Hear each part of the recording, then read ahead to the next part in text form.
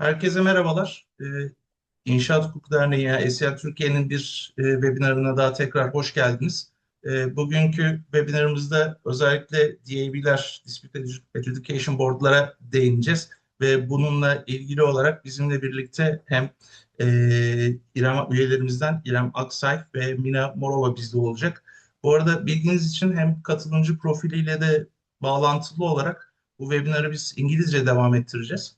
Dolayısıyla konuda bilgi vermek istedim. Bunun dışında derneğimizle ilgili her zaman olduğu gibi ufak tefek bazı hatırlatmalar olarak bildiğiniz üzere Haziran ayında 11 Haziran 2026'da yıllık inşaat hukuku konferansımızı gerçekleştireceğiz. Etiler Le Otel'de.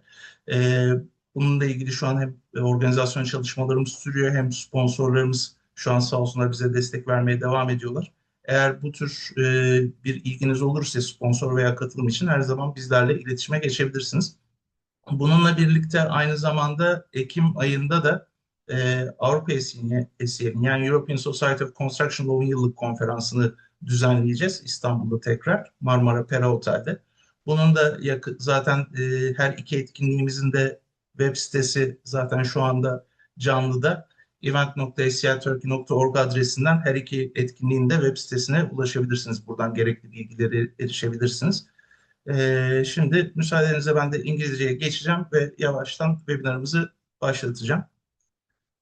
Hello everyone and welcome to this event, this webinar of SCL Turkey. And today we'll be talking about DABs, why they work and why they fail. And we are with Iram Aksay and Mina Morova for this webinar. And I guess we'll start with Mina, right? So please, the floor is yours. Thank you very much, Serjan. Thank you. So what Iram and I think, are going to try to do in this webinar is to answer sort of the question with a little bit of a role play, if we can. And I'm going to try to play the role of a good cop in answering the question of why DABs work. And Iram will play, I don't want to say sort of the bad cop, but certainly the cop with, I think, a little deeper perspective on the question. And the question is, again, why do standing DABs work and why they still fail? And in terms of why they work, I think the simple answer I would give is that DABs work when they are set up early, when they are used often, and when their decisions are obviously respected. In theory, that all sounds logical and there's no sort of big surprise there.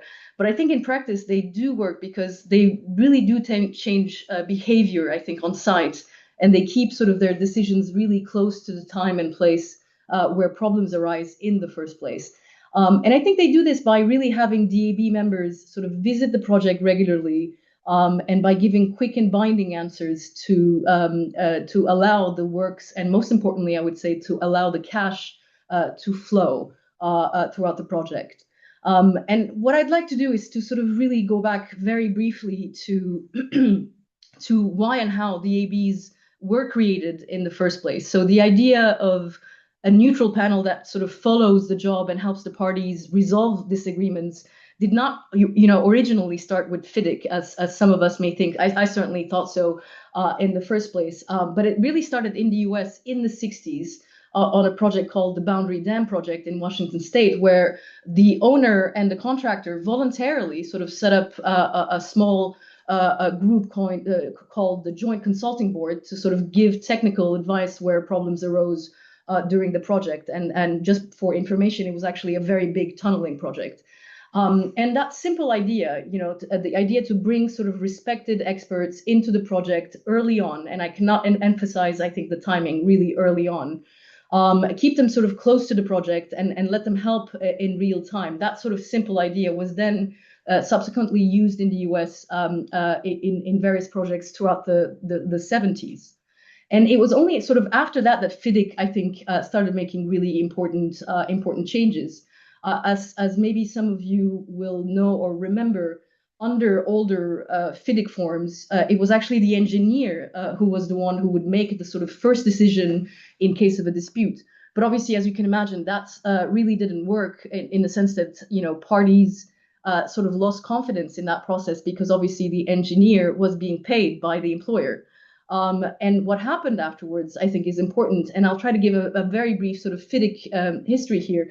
So in '96, FIDIC published, for the first time, a supplement that allowed a dispute adjudication board to replace the engineer's decision. So that was the first step. And then afterwards, in '99, it was decided that the DAB's decisions were binding at once, but obviously could be revised later on during arbitration. And subsequently, much later, I think in 2017, sort of FIDIC went one step further and renamed the board the DAAB, the Dispute Avoidance and Adjudication Board. And I think that change was, important, and it wasn't only sort of cosmetic. It really added a clear sort of avoidance role to the board, but without the board being sort of bound later by its informal avoidance comments or advice. And I think the key lessons, from this very brief history are clear in that you need to sort of set the board up at the start. You need to keep it close to the work, and obviously you need to give it power to make quick binding decisions that hold, unless and obviously until an arbitrator or an arbitration panel sort of changes them later on. So what I'm going to try to do in the next sort of 5-10 minutes is to give 4 key reasons for why DABs work to help the parties not only sort of avoid disputes, but also obviously decide them at the right moment. And I'll try to do that by giving sort of concrete examples based on real sort of case studies. So the first reason is simple. Sort of a continuous standing presence really does prevent escalation of disputes. So when a board is in place from the start and it visits sort of the sites regularly, many issues never really become, formal disputes later on. And that's because the board really sees the job, it meets the people on the ground, and it really learns the context. And that sort of really gives them power to test the parties' positions against the reality on the ground. And I think that shared experience really sort of reduces conflict and encourages the party to sort of settle their disagreements. And I'm going to give 2 examples. So the first one is a US project in Boston. It's a historical project, obviously called the Big Dig. And I think at the time it was the largest urban highway project in US history, which had many projects and many contracts happening in parallel at the same time. And what they did is to set up a small 3-person sort of board very early on in the project. And the board members sort of visited the site, they knew the works. And obviously when a problem came up, the mechanics were sort of very simple in the sense that each side presented its position to the panel, and the result was fewer escalations and much faster sort of resolutions of disputes. The second example is the Hong Kong Airport project, sorry.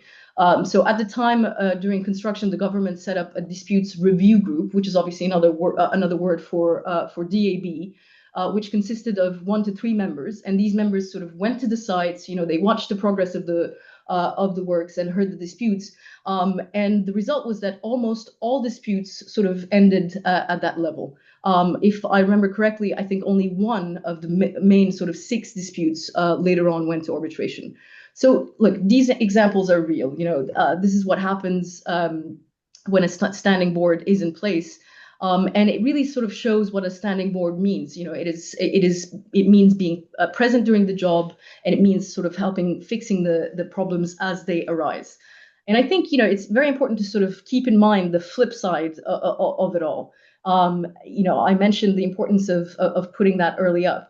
If, for example, the board is not, put together early on, or if it doesn't sort of come together early on, I really think that, it sort of stops being a dispute avoidance, a board. It really sort of becomes a small arbitration in disguise, really. And obviously, it cannot deliver the same value as if, compared to a situation where it becomes, it is basically put up much early on.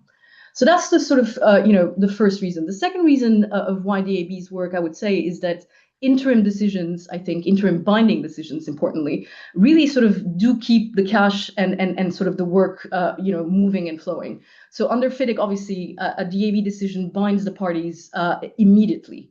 And I think that simple rule, which is obviously sort of comply now and then argue later or complain later, really protects the project from, I would say, paralysis. in the sense that it's very important for time and money issues to keep flowing. And obviously, we all know that sometimes parties try to ignore DAB decisions by sending almost automatic sort of notices of dissatisfaction and acting as if the decision is only advice rather than sort of an actual binding decision. And I think the solution to that, should really come from the contract, and the contract should really and clearly say that DAB decisions must be followed right away. And just as important, I think, in terms of project culture, and this is something Iram is going to talk about, I think, much more in detail, but the parties should really treat the board as part of this sort of project management itself, and not as a sort of, a box to tick or almost a step to endure, really. And only then I think the ABs sort of can really reach their maximum working capacity. And reason three, I would say, is in relation to the first A, the avoidance in the AAB. And obviously, that's because early avoidance steps really, we can see that with I think data really sort of lowers not only the number of disputes, but also the size of the disputes.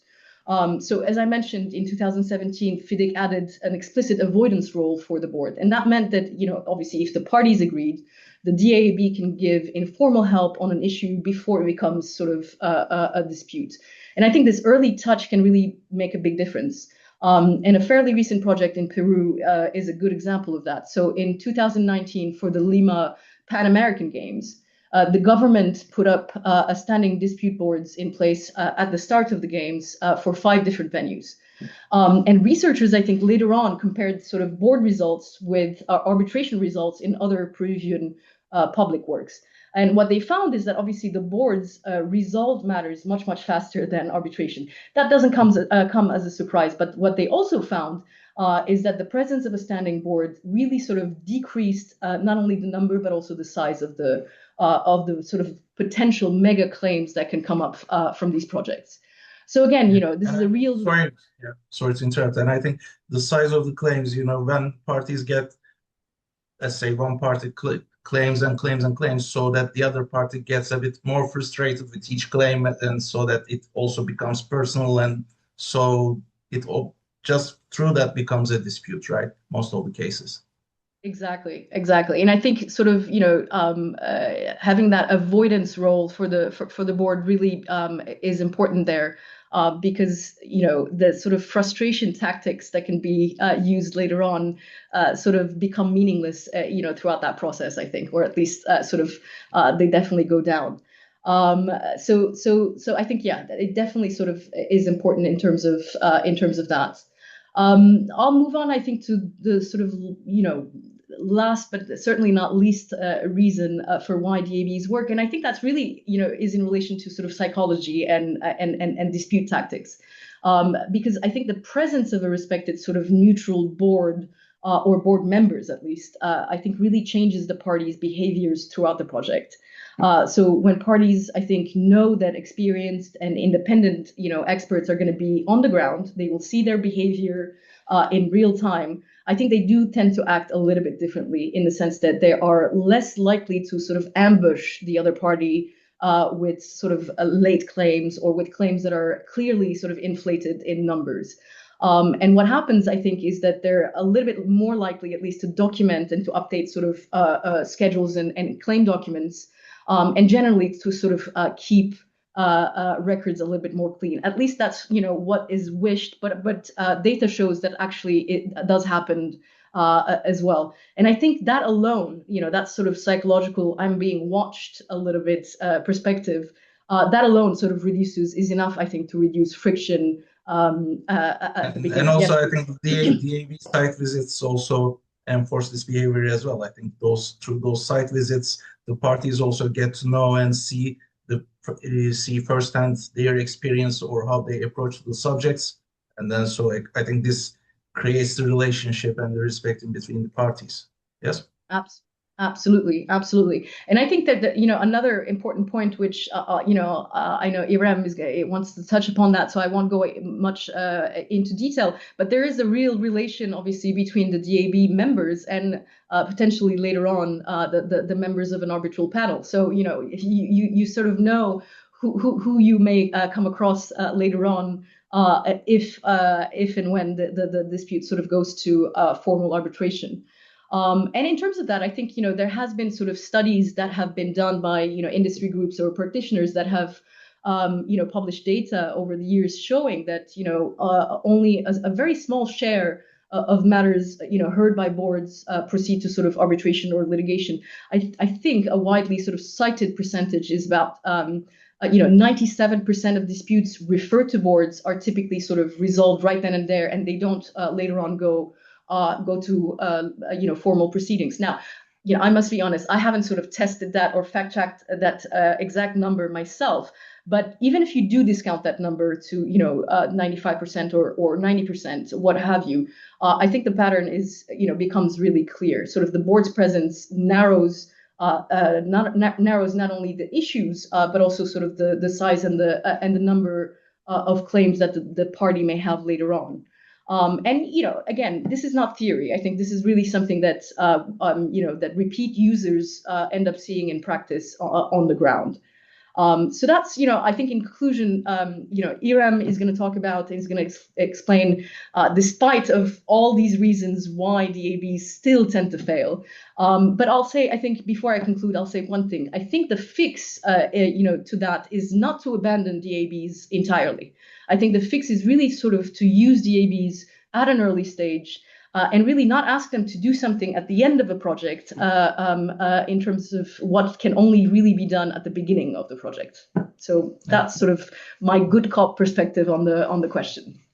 Thank you, Mina. Thanks for the insights. And actually, DABs can be a really powerful tool to execute those projects and to avoid any disputes so that both parties can finish the project hopefully happily and satisfied in terms of both time and cost and everything. So that's one of the most powerful sides of the DABs, I guess. And by the way, I have one note for the audience. We will have a question and answer session, Q&A session at the end of our webinar. So if you have any questions for us, then you can just use the Q&A tool on Zoom.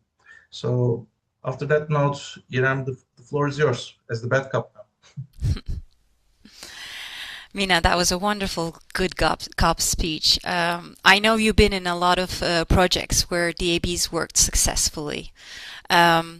I can't give you a lot of details about my experience, but I have led the DABs for 2 years for a very big client and a very big project. And I'm kind of summing up as the bad cop the experiences I've had there. The title of my talk today is The Paradox of Dispute Adjudication Boards When Sound Decisions Still End Up in Arbitration, is what my experience was. Before I begin, Mina has just explained why standing DABs work when they're set up early, used often, and respected. I agree with her completely. But I'm going to take the slightly uncomfortable side of the discussion now, as the bad cop. I want to talk about what happens when the DAB is properly constituted, when it is active, when it produces a thoughtful, reasoned decision, and yet the dispute still ends up in arbitration anyway.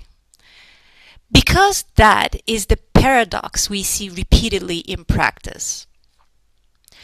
DABs were created to prevent escalation to formal dispute resolution proceedings. They exist to resolve issues quickly, cost-effectively, and fairly so that the project can move forward. Mina touched up on this briefly.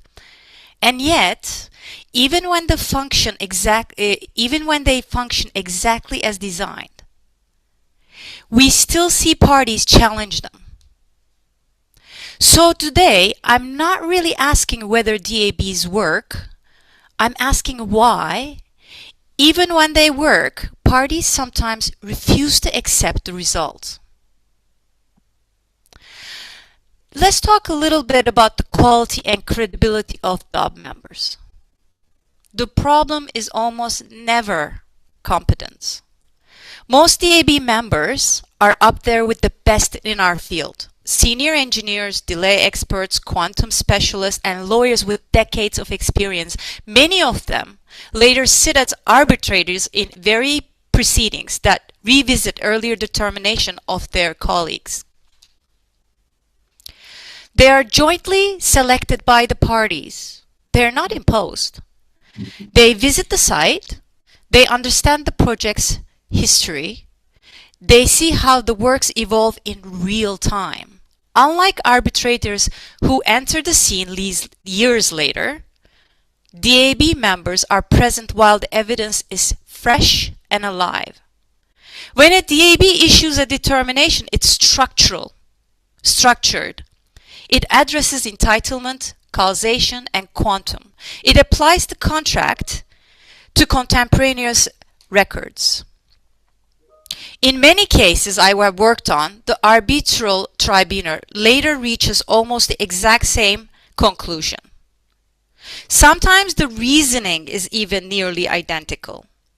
So the paradox is not that the DABs produce poor decisions.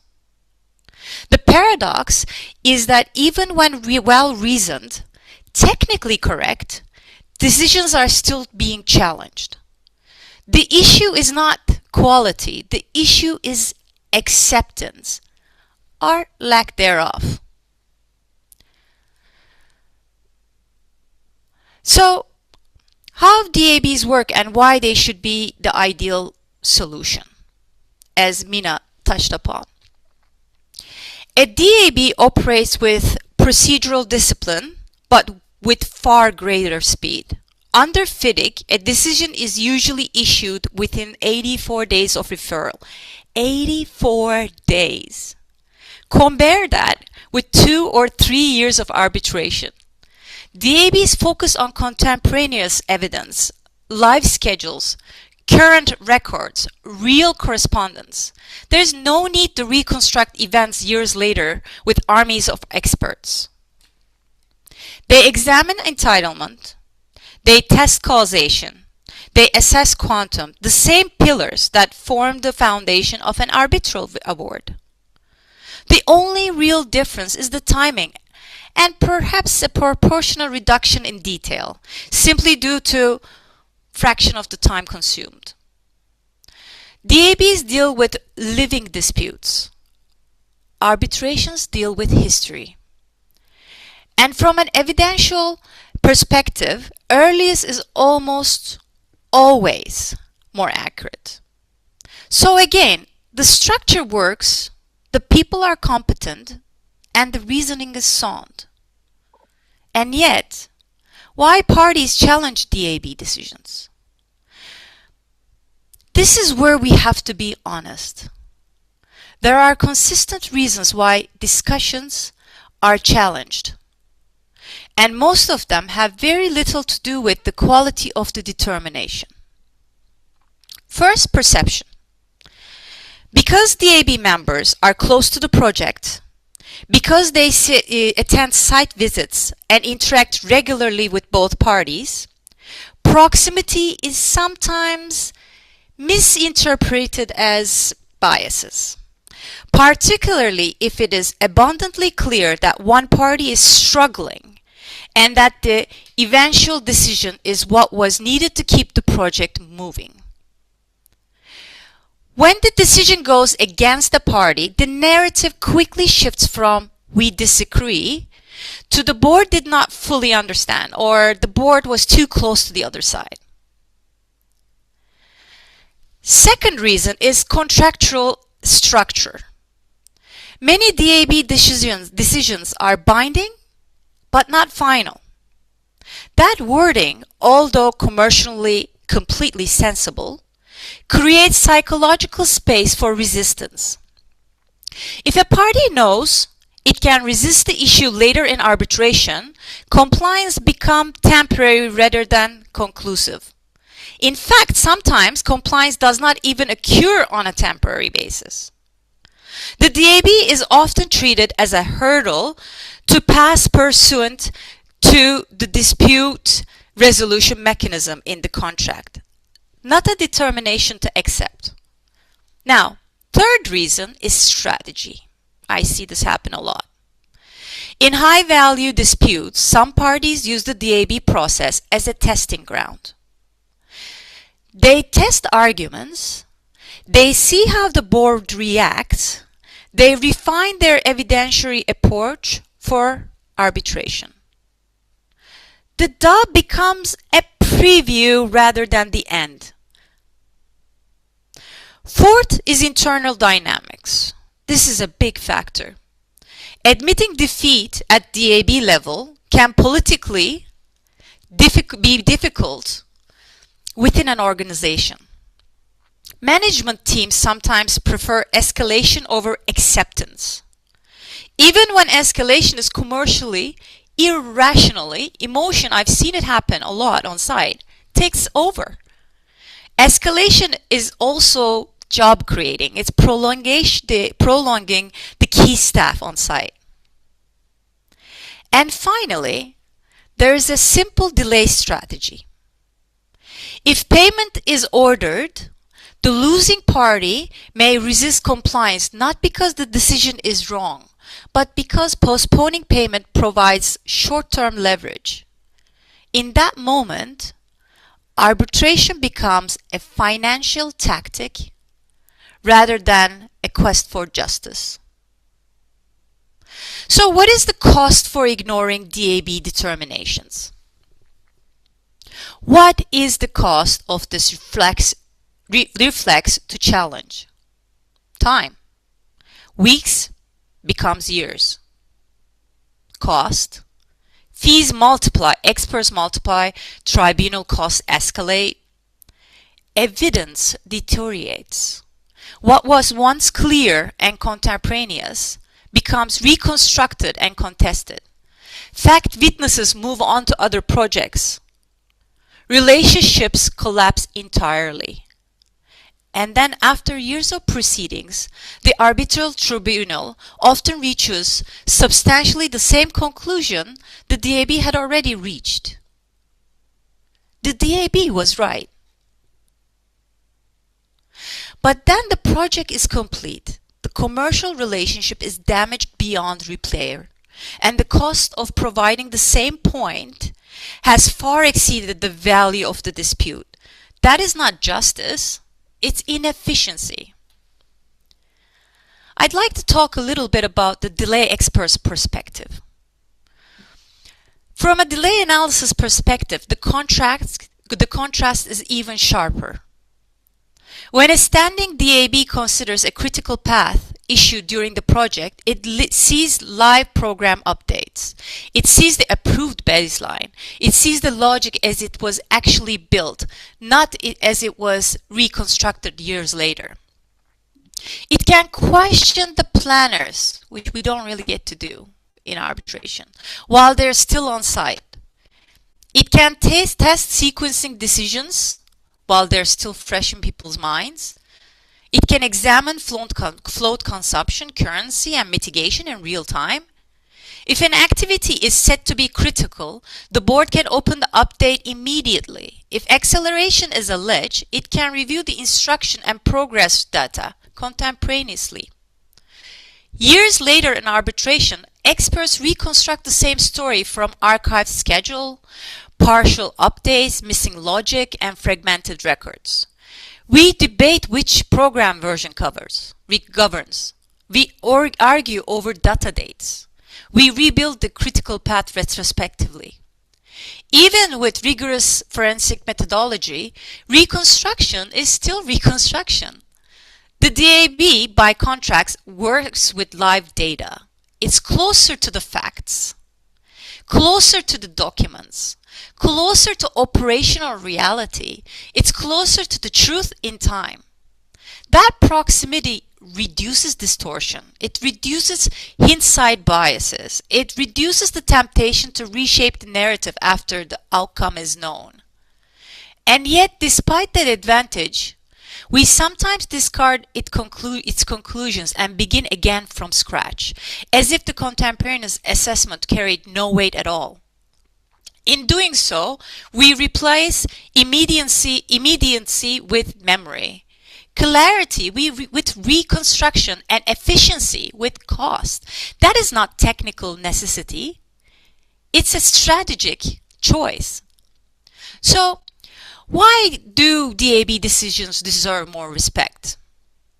How can we change this? How can we change this culture on site? First, we need to acknowledge what a DAB decision actually is. It's not a draft award. It's not a rehearsal for arbitration. It's not a preliminary opinion to casually set aside. It is a contractual determination delivered by industry experts chosen by the parties itself. The board is not imposed. The members are jointly selected. Their authority comes directly from the contract the parties negotiated and signed together. Second, we need to recognize the commercial logic behind the mechanism. Not every adverse decision is miscarriage of justice. Sometimes it's simply a neutral assessment that we don't like. In a live project, perfect outcomes for both sides are rare. The purpose of a DAB is not to produce emotional satisfaction to the teams. It's to produce stability. It provides an answer so the project can continue. Cash can flow. The risk can be managed in real time. Now the third is escalation should be exceptional, not automatic. If every DAB decision is followed by a notice of dissatisfaction as a reflex, the system gradually loses credibility. And when notices of dissatisfaction become a routine, something important changes. A board's authority shifts from substantive to procedural. It's no longer treated as a decision maker. It becomes merely a gateway to arbitration. That was never the intention. The DAB mechanism reflects a deliberate risk allocation agreed at the outset of the project. It forms part of the contractual governance structure. To disregard its determination without serious reflection is not simply strategic. It's a departure from the architecture the parties themselves designed. We cannot design a mechanism to prevent disputes and then systematically undermine it when the outcome is not inconvenient for us. Let's revisit this. Respect does not mean blind acceptance. The contract already allows for review in arbitration. That safeguard exists in your contract, but review should be reserved for genuine errors, not used as a technical pause button. If we treat DAB determinations as provisional by default, we convert dispute avoidance mechanism into a dispute staging mechanism. And once that happens, arbitration becomes inevitable. If instead, we treat DAB decisions as the serious contractual determinations they are intended to be, arbitration becomes what it always meant to be, the exception. So, let me gather my thoughts and conclude my little talk. DABs are not experimental. They are not informal. They're not technically weak. They're fast, structured, and often remarkably accurate. The real paradox is not that DABs fail. It is that sometimes we fail to let them succeed. If we treat DAB determinations as merely the first round of a longer fight, then arbitration will remain inevitable. But if we treat them as what they are meant to be, the contractual end of a dispute, then arbitration will become the rare exception it was always intended to be. Good dispute boards do not eliminate arbitration by magic. We eliminate arbitration by respecting their decisions. Thank you very much. I hope I was a good bad cop. Thank you, Ram. And maybe a couple of points that I may add is that especially when parties are looking at DABs and when they, especially the employers, when they ask too much details that are not really the subject of a DAB, but it's more than arbitration. So the parties sometimes, that's what we see in the last couple of years, is that some parties tend to turn the DAB process into a small arbitration process by asking too many details, especially in terms of cost, and by substantiating those costs. And this is really what it shouldn't be about the DABs, because DABs, considering the decision-making time, especially as you mentioned, mainly 84 days or any other duration that the parties may agree as per the FIDIC contracts. So this actually prevents the DAB to get to a more beneficial decision rather than having this all lengthy submissions and too much evidence in the process. 100%. 100%. We just have to change the industry. The way the industry takes this, actually, the culture needs to change. We will empower them. It will be us that does this as the people on site. Yes, and also I think what we mostly discussed is for standing DABs that actually come to site and visit the site and see almost everything live, which is much Not ad of what hoc. we prefer. So, but the thing is, this is the standing DABs are not dictated by most contracts, and standing DABs are, let's say, most of the time dictated by contracts financed by external institutions. So when this is the case, of course, standing DABs work very efficiently. But with ad hoc DABs, I think we may not have the same efficiency as we see with the standing DABs because they are following the project actually from a distance. And when they only come into the picture when there's actually, let's say, some sort of dispute forming up. So that's really, I mean, of course, ad hoc DABs are helpful as well for in the process, but they may not be as helpful as the standing DABs. Well, with ad hoc DABs, in my experience, with each one, the team changes. So there's a learning curve on each one. So that takes some time. With your standing DABs, they're very close to the project. They know already, they can turn down the noise. They'll know exactly what's actually critical and what's actually causing problems. Yes, that's right. Mina, anything to add?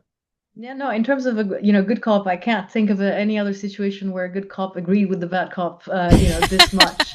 I can definitely say that, and I completely agree with you, Ram. There's definitely, I think that a very important element of sort of volition and initiative on the part of of the parties to sort of respect the decisions when they need to be respected, obviously.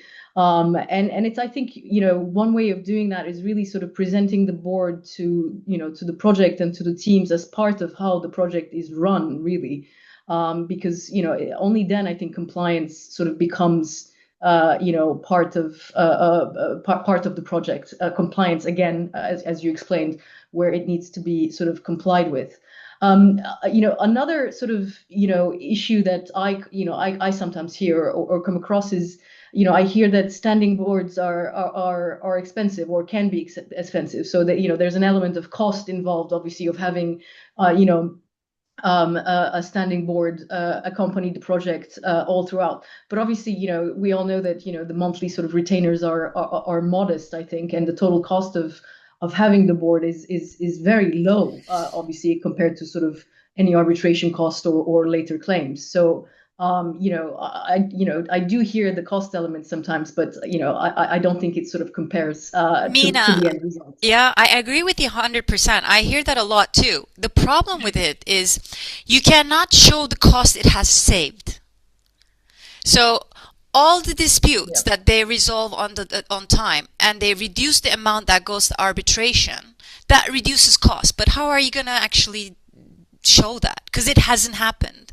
So that's why it seems expensive. But if they were to able to know, if they didn't have DAB, how much would have gone to this, they have lost with arbitration, if they had that number in front of them, it actually is quite cheap. No, completely agreed. Yeah. Yes, and one point, by the way, I may add is that, of course, standing DABs, they work very efficiently, and they also become one of the project stakeholders, I think, in my opinion, because they are actually giving very important input to the project, and that's really significant for all the other project stakeholders as well. And another point I may add is that, especially for the notice of dissatisfaction, is that sometimes the parties may not, that's in my experience, the parties may not just issue those notice of dissatisfaction just to go to arbitration, but they may just want to preserve their position so that in the future they might go to arbitration based on those DAB decisions. And the other thing is that, sometimes corporate memories fade. Those corporate memories fail. So there's some companies, let's say, they tend to issue notice of dissatisfaction even if they're actually satisfied with the decision, because memories fade, managements change. So sometimes it's not like a defense mechanism, but it's mostly just as a tool to protect the company's rights just in the future. That's my opinion. 100%. I agree. Yes. So I think we are very well in time, by the way. Thank you both for your insights on the subject as good cop and bad cop, so as to say. And we received one comment from İlteriş Doğan, İlteriş Bey, saying that, İrem, you're a very good bad cop. Thank you. Thank you. I had a lot of practice. And it's really interesting that Mina wore black and I wore white today. I was going to say the same thing. That's contrast. That was a really little spin on it too, huh? Yeah, that's right. So in the absence of any further Q&As, I will just add that if any of our audience have any questions on the matter, you may directly contact İrem or Mina or me, or you can just send an email to our info email address, and we can just forward those emails to İrem and Mina if you would like to have some further insights on the issue. So, and we have another thanks, by the way, saying that from İdil. She says that she's thanking to you both, and Mina's points were very informative, especially about the big day, and İrem's approach is more than relatable, considering arbitration experience. So thank you, İdil, for your comments, by the way. Thank you, Dilan. Thank you. So, okay then, I would like to thank you both again for taking your time for this webinar session and for your insights, and hopefully we can make another one in the future with a different subject. And I would like to thank all our audience for joining us for this webinar, and thank you. Thank you very much. Herkese çok very much. Bizde bir tane daha geldi galiba. Üçüncü bir şey. Sorry, yes. Okay, another thank you. Okay, sounds perfect. Thank you, İlteriş Bey. So, thank you everyone and have a nice evening. Thank you. Thank you. Teşekkür ederiz. Herkese iyi akşamlar. Teşekkürler. Size de.